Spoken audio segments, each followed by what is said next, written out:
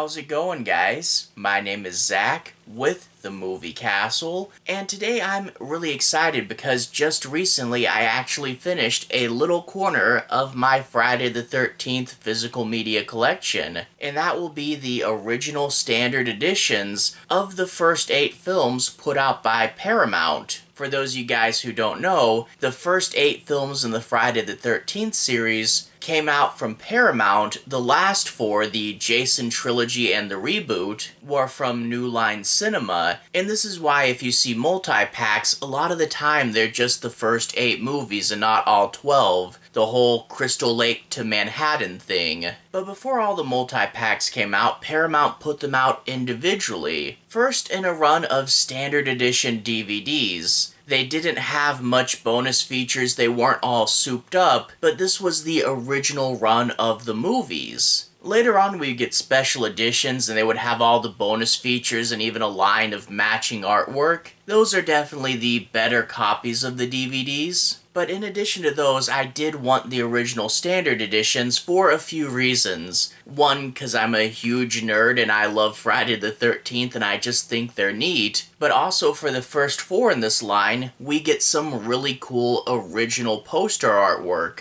And I'm a huge fan of the original art. Now, the second 4 is kind of a weird story. They would abruptly shift art styles and give us something totally different. And yeah, the new art style for 5 through 8 is kinda weird, but it's also kind of interesting. It has its own little vibe. But that being said, there's some interesting stuff here to take a look at. So without further ado, let's take a look at the DVDs. So I'm going to change it to the close-up camera. Alright, here we are inside the castle, taking a closer look at the first 8 Friday the 13th films, the ones distributed by Paramount in their original standard edition DVDs. And where else are we going to start but of course the first movie. Right off the bat, this has the classic poster, and I absolutely love it. A group of teenagers are going to reopen Camp Crystal Lake, but it's got a death curse. This gets the atmosphere, like later in the movie when it's all nighttime, it's so super creepy, and it really does know how to do a bunch of thrills. As we can see, the poster is inside of this silhouette of a mysterious killer with the bloody knife there. It's so cool and iconic, and I absolutely love it.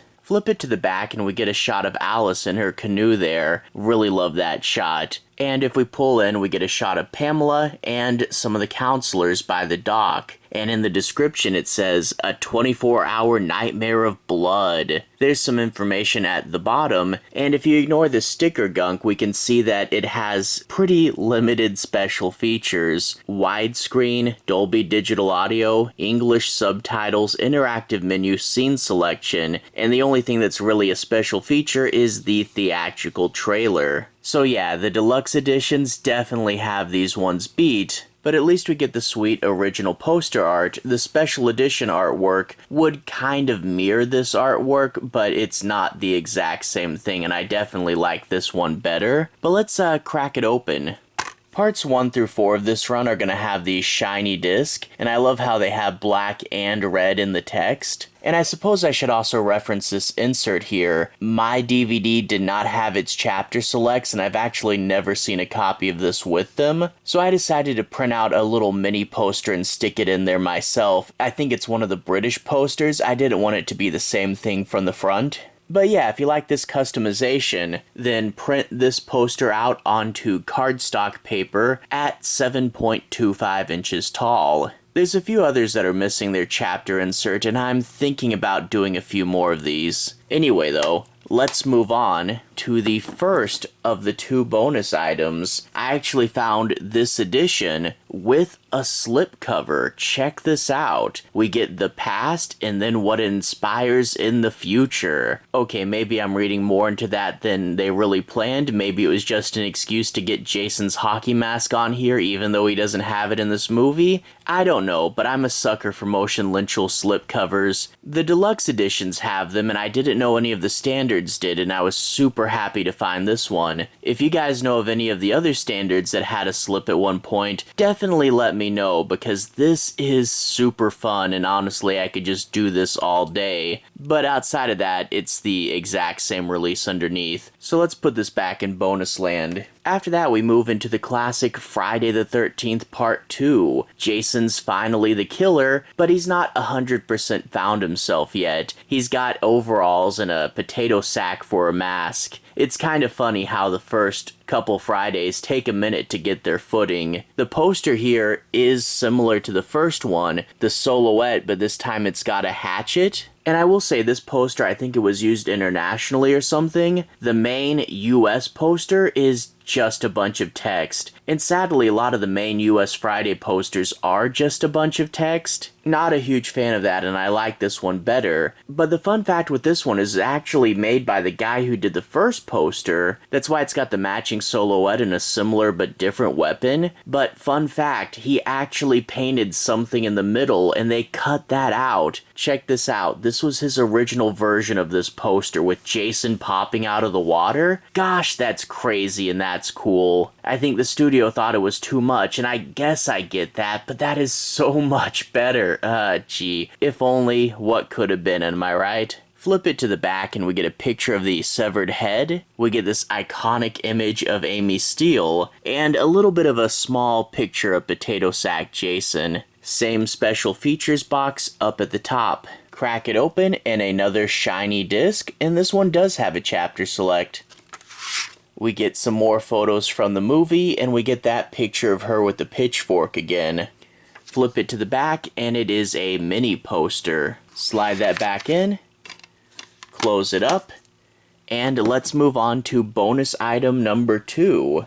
I do have the I Love the 80s version of this DVD. From what I gather, there was a documentary about 80s pop culture on MTV, and that inspired them to re-release a lot of classic 80s movies. I think there is a variant of Part 1 that's also like this, but I have not managed to find that yet. But yeah, same poster, but this time we have the I Love the 80s border. I really love the spine with this checkerboard pattern and the series name at the top with this bright orange. Back is the exact same though. Pry open the little doors and pop it open. We get the same disc, but a few other items here. Slide those out. The big notable item is this music from the 80s CD. It's this yellow CD here with 4 songs on it. Flip it to the back and we see their Lips Like Sugar, Chains of Love, Need You Tonight, and Take Me On. From what I gather, all the I Love the 80s CDs are the exact same one, but it's cool to have a tangible bonus item with this edition. The other thing in here is an ad. Ferris Bueller's Day Off was another one of the movies, and at the time you could go buy this Save Ferris t-shirt.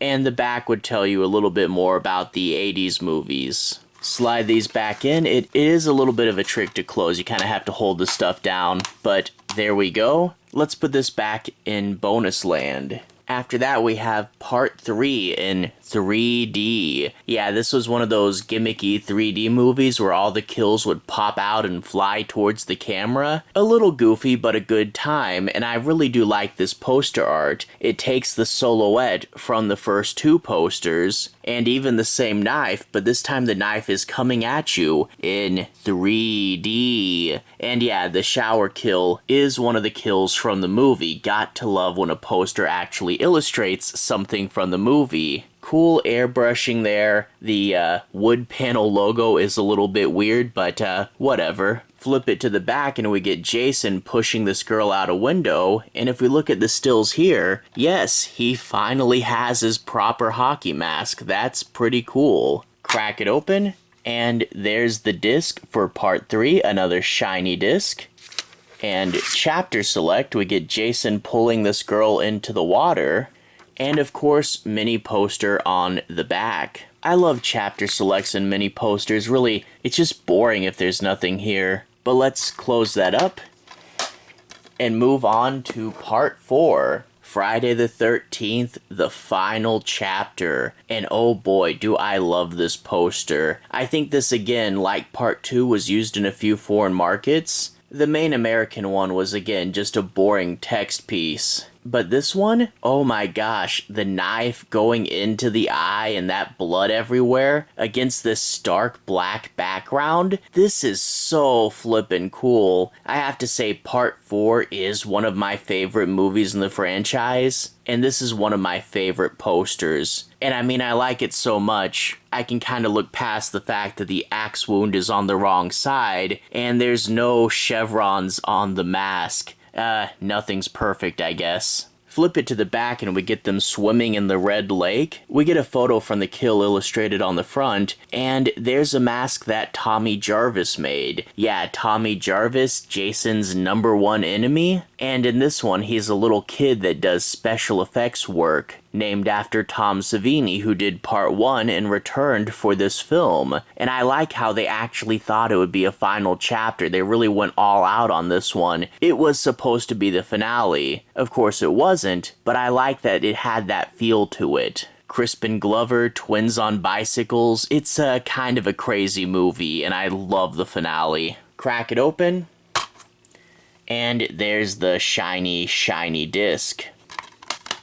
Now this is what I like to consider Phase 1. In Phase 2, things get shaken up a bit, not just in the movies, but in the releases themselves. We're gonna get an artwork change in just a minute. Of course it wouldn't stay the final chapter for long, and eventually we would get Friday the 13th, Part 5, A New Beginning. Tommy Jarvis is in a home for troubled teens, and it looks like Jason, supposedly, is coming back. And yeah, we get this kind of new Photoshop feel to the covers. A lot of times it would look a little weird and grainy and like overly saturated. I think they're supposed to look cool and modern, and yeah, they are a bit hit and miss. This Friday the 13th logo is what they would keep for all of these releases, and I like it. It's bloody, and I like this yellow off-white color and the sharp points in places. It's a cool logo. Again though, there are some cool posters, not necessarily this one, but there are some cool posters down the line that I kinda wish we got instead. It's a fun, different art style, but at the same time, I wish we had done the first run totally posters, and then the second run do them all like this. But that being said, if you are going to switch the artwork style, Part 5 through 8 I kind of consider a different phase of Friday the 13th films. They'd be a little different and a little more experimental. Each one would have their own gimmick, so I guess Phase 2, fine, they can be different. Flip it to the back and we get some stills from the movie. This bonus feature thing is still the same. And we get Jason's hockey mask cracking through the dirt. And yeah, it's the red hockey mask, not the blue one. The most iconic and identifiable part of this movie is the blue hockey mask, and I don't know why they didn't feature it more. Yeah, whatever. Outside of the reveal that explains the new beginning, a lot of people didn't like that. Still though, the movie is pretty sharp and intense, and honestly, if you don't talk about the ending, it is one of the better Fridays probably. Crack it open and we can see the disc now have prints on them. There's Jason's mask, and this time it's in a big chunk of dirt.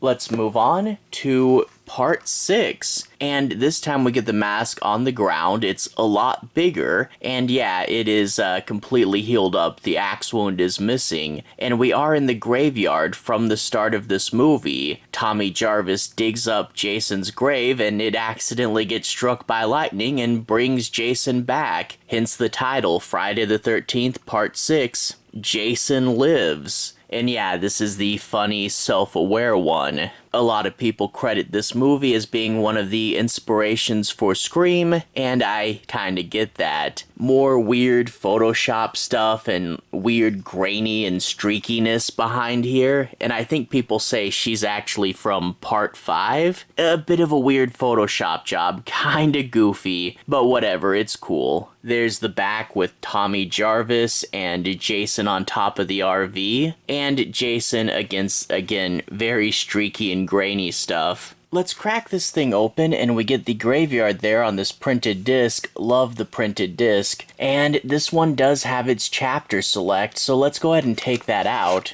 the chapters have Jason's mask in the background, which I think is pretty cool. Jason at the cemetery with his poker, Tommy Jarvis, and these paintballers that Jason kills. And you talk about the ironic humor. Yeah, they do have dead written on bands on their foreheads to denote that they're dead in the game, but of course we know that they're dead in the context of the story. Flip it to the back and we get a mini poster, and it's the mini poster of the DVD art. Kinda wish it was the original poster art, but what are you gonna do? Slide it back in and close it up. But that being said, I think for these first two, we were kind of going with the motif of Jason's mask lying on the ground against something from the movie, the woods and then the cemetery. And I could see if they had carried that over. You know, part 7 could be the mask on the bottom of the lake, and part 8 could be the mask on the streets of New York City. But no, apparently they thought they needed to be more eye-catching, and then after these two, things would get shaken up once again. Friday the 13th, Part 7, The New Blood, the unofficial Jason versus Carrie, where this time one of the kids at Crystal Lake has telekinetic powers, and Jason is going to have a much tougher target to go up against. This is also the first time Kane Hodder would play Jason, and honestly this is one of my favorites. It's super fun. Now the original poster was kind of a versus poster with half the girl and half Jason. That's really cool, but if we're not gonna do that, this character portrait of Jason against the fire, that's super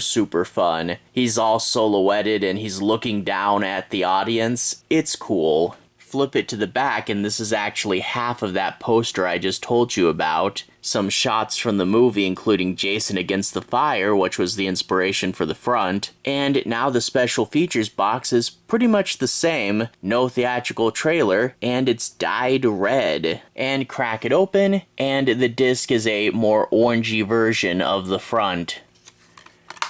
Alright, just one more to go, and that is Friday the 13th, Part 8, Jason Takes Manhattan. And I like the concept of the Jason mask looking down on the streets, like he's looming over Manhattan. That's pretty cool, but boy is this like so bright and oversaturated. It looks like the sun itself is behind Jason's mask and the city's about to melt. Why is it so yellow and orange? And boy, this green blue up here really does clash with it. It's a cool poster idea, but I wish we had toned it down. It almost hurts to look at. But I like the concept though. Flip it to the back, we get some shots from the movie, and yeah, this picture of Jason just looks a little bit goofy, but whatever. And then we get a few of the teenagers on the boat, and yeah, the whole plot with this movie is Jason wanders aboard a sort of like graduation cruise to New York, and in turn they inadvertently take him to New York. And that's the thing that everyone says about this movie, is it's more Friday the 13th on a boat with a New York finale than actually being in New York. And that was all due to budgetary issues. They wanted to be in New York much longer, but then realism set in and they're like, okay, just set more of it on the boat and New York will just be the finale. I would love to see Jason actually takes Manhattan, but for what it is, the boat's still fun and different. I like the boat. It's kind of like the Nostromo from Alien, but it's a case of not being exactly what's promised, but still, again, a super fun entry. If we crack it open, we get this weird disc. Jason against a neon sign, and honestly, it looks like he's going into light speed or something. That's pretty goofy. Almost looks more like Jason Takes Tokyo or something, which honestly, that would have been really fun if they just did a series of movies that was like Jason hopping the globe for whatever reason. Imagine Jason Takes London or Jason Takes Australia. That would be goofy, but I would watch them. But yeah, I don't know what's up with this